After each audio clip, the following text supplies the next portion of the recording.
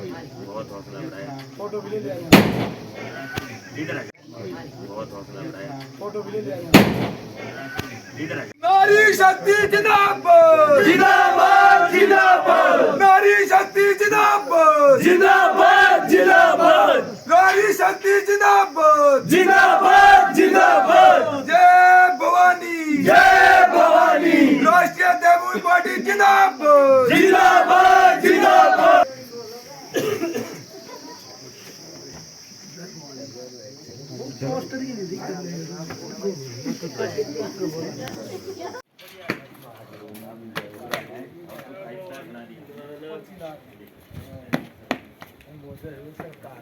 राष्ट्रीय तैमूर पार्टी जिंदाबाद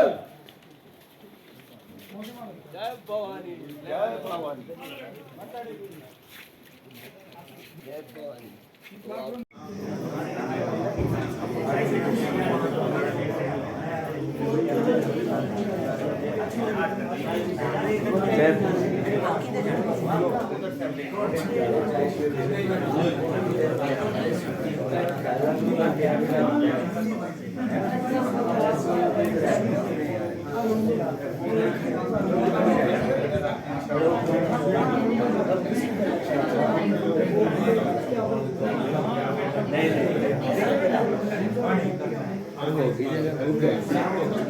जिंदाबाद नारी शक्ति जिंदाबाद जय भवानी जय भवानी अब तो वक्त बदलना सीखो डरते डरते जीना क्या दुनिया को एहसास करा दो स्वर्णो अपनी ताकत का जय भवानी जय भवानी जय भवानी जय भवानी तलवारों की धारों पर इतिहास हमारा चलता है जिस ओर स्वर्ण चलता है उस ओर जमाना चलता है जय भवानी जय भवानी जय भवानी जय भवानी केसरिया जब केसरिया लहराएगा होश ठिकाने होश ठिकाने होश ठिकाने आएगा जय भवानी जय भवानी किसी का नीला किसी का पीला किसी का झंडा लाल है रोक सके जो इस बगुए को कौन भाई का लाल है जय भवानी जय भवानी जय भवानी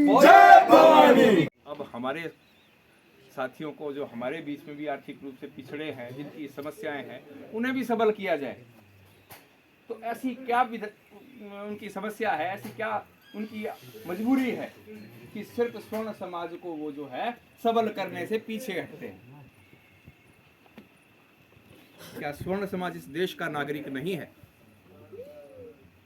क्या स्वर्ण समाज प्रत्यक्ष और अप्रत्यक्ष कर दोनों प्रकार के किसी करों को नहीं देता है?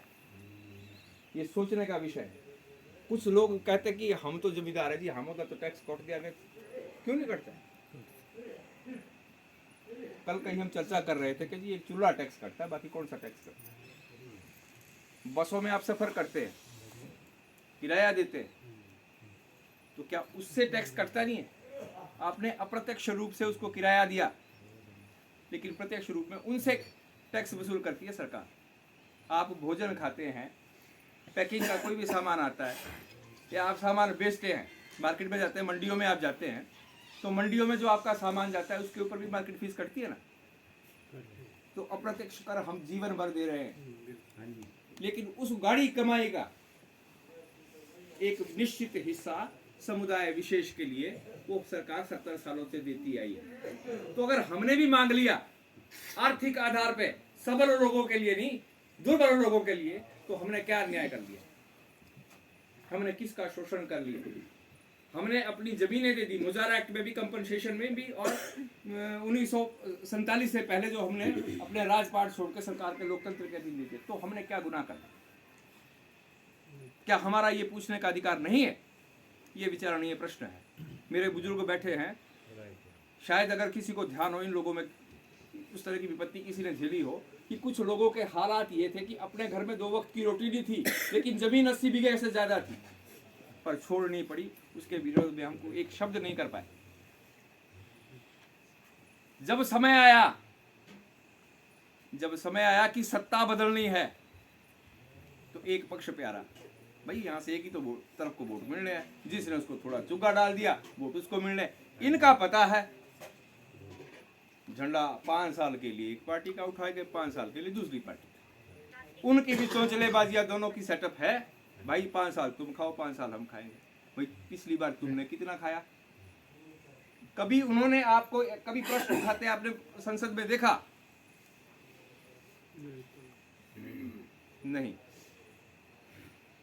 अगर प्रश्न उनसे किया जाए कि आपकी सरकार में ये काम सफ़र कर रहे हैं, जो साथ अभी भी है आपके सामने, जो जिन्होंने अपने विचार रखे हैं,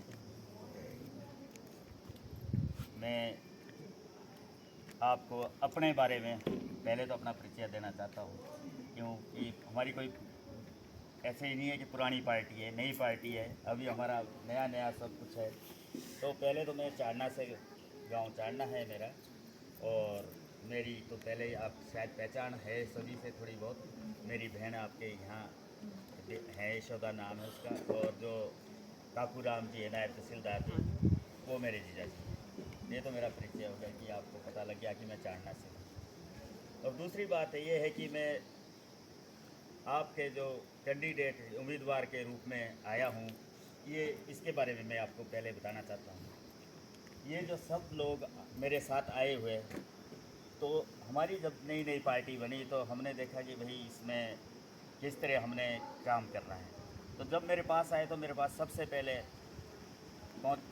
जब बैठे तो इन्होंने यही बोला कि देखो हमारे को कैंडिडेट की ज़रूरत है, और हमारे कैंडिडेट जो है ना कोई ऐसा देना है जो हमारे समाज में थोड़ा सा आगे जाके ऐसे लगे कि मेरी कोई पहचान नहीं है, ना मेरा कोई पॉलिटिकल सफ़र रहा आज तक, ना मैंने पॉलिटिकल कोई काम किया। मैं तो अपने गरीब घर से एक मजदूरी से उठा हुआ आदमी हूँ, और आपको पता है कि हमारे क्षेत्र में जो है ना सिर्फ हम तो दस्तकार आदमी हूँ। और फिर एक दूसरी बात है कि मैं बाड़ी फैमिली से एक बिलोंग करता हूँ, धीमान फैमिली से एक बिलोंग करता हूँ।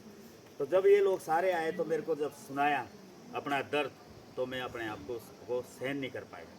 तो मैंने सोचा किसी ना किसी को तो योद्धा बन के आगे आना है। तो मैंने सबसे पहले अपने आप को ये फैसला लिया कि मैंने अपना जीवन का कुछ समय समाज को देना है। तो मैंने सबसे पहले ये सोचा कि मैं अपना समाज को समय दूंगा। जब इन लोगों का दर्द मेरे पास आया कि हमने तो जेल की रोटी खाई, पुलिस के डंडे खाए, जगमोहन भाई एक बार ज़रा हमारी बात सुन लो, क्या बात, हम भी आपके घर में जाके कुछ खा। मैंने बोला आओ आप, स्वागत है आपका। फिर मैंने विचारों से के साथ जब इनके विचार मुझे ऐसे लगे कि समाज के साथ बहुत बड़ी बेइंसाफ़ी हो रही है, बहुत ज़्यादा बेइंसाफ़ी हो रही है।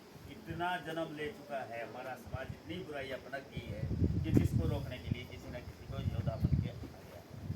मैं तो आपके पास एक ही बात कहता हूँ कि एक टाइम जो है ना, दल चाहे आपका हरिजन भाई का है, दल चाहे आपका स्वर्ण समाज का है, मैं तो एक ढाल बन के आपके सामने आया। मैं तो ये चाहता हूँ कि समाज को जोड़ना है, तोड़ना नहीं है, क्योंकि हमने मरना जीना यही, इसी धरती पे रहना है।